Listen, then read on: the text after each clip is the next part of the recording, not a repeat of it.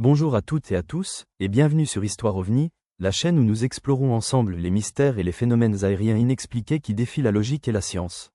Aujourd'hui, je vais vous raconter une affaire peu connue du grand public, mais qui reste l'une des plus intrigantes de toute l'histoire de l'ufologie, l'incident de Coyame, survenu en août 1974, dans le désert de Chihuahua, au nord du Mexique. Une histoire faite de radars militaires, de crashs inexpliqués, de convois mystérieux et d'un silence officiel qui dure depuis près de 50 ans. Installez-vous confortablement, car ce que vous allez entendre aujourd'hui pourrait bien changer votre vision des ovnis. Nous sommes le 25 août 1974. Le Mexique est en pleine période de tension politique, mais à la frontière avec les États-Unis, c'est un calme presque irréel. Le désert de Chihuahua s'étend à perte de vue, parsemé de montagnes basses et de villages isolés. Pourtant, ce jour-là, les radars militaires américains détectent un objet non identifié pénétrant dans l'espace aérien mexicain, en provenance du golfe du Mexique. À première vue, il pourrait s'agir d'un avion léger, mais la trajectoire est étrange et surtout, l'objet ne répond à aucun appel radio. Peu de temps après, les radars américains remarquent quelque chose d'encore plus inquiétant. À environ 60 km au sud de la frontière, le mystérieux appareil semble entrer en collision avec un petit avion civil mexicain, probablement un Cessna. Les deux engins disparaissent des écrans radars presque simultanément. Selon les rapports ultérieurs, les militaires américains supposent immédiatement que quelque chose d'anormal vient de se produire.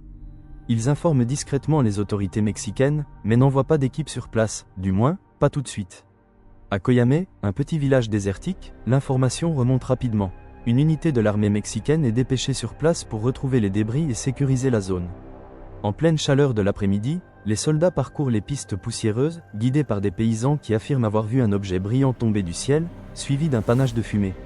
Ce qu'ils découvrent dépasse l'entendement, l'avion civil est réduit à un amas de métal tordu. Mais à quelques dizaines de mètres, repose un objet circulaire, métallique, d'environ 8 mètres de diamètre, partiellement encastré dans le sol.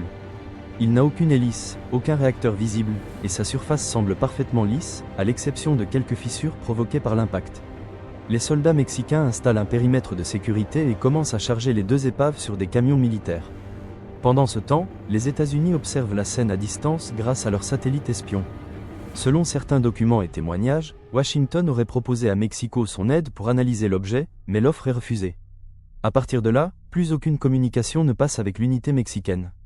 Pendant plusieurs heures, c'est le silence radio complet. Quelques jours plus tard, les services américains franchissent la frontière discrètement. Ce qu'ils trouvent est glaçant. Les camions militaires mexicains sont à l'arrêt en plein désert, les soldats sont tous morts, leurs corps présentant des signes de forte exposition à une substance inconnue.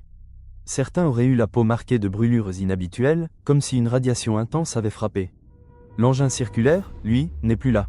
Des témoins affirment avoir vu des hélicoptères américains survoler la zone quelques heures plus tôt. Officiellement, aucune des deux nations n'a reconnu l'existence de cet incident. Le gouvernement mexicain ne mentionne même pas la perte de l'unité, et les États-Unis restent muets sur l'opération. Mais pour de nombreux chercheurs, il ne fait aucun doute que les Américains ont récupéré l'objet et l'ont emporté vers une base secrète, probablement au Texas ou au Nouveau-Mexique.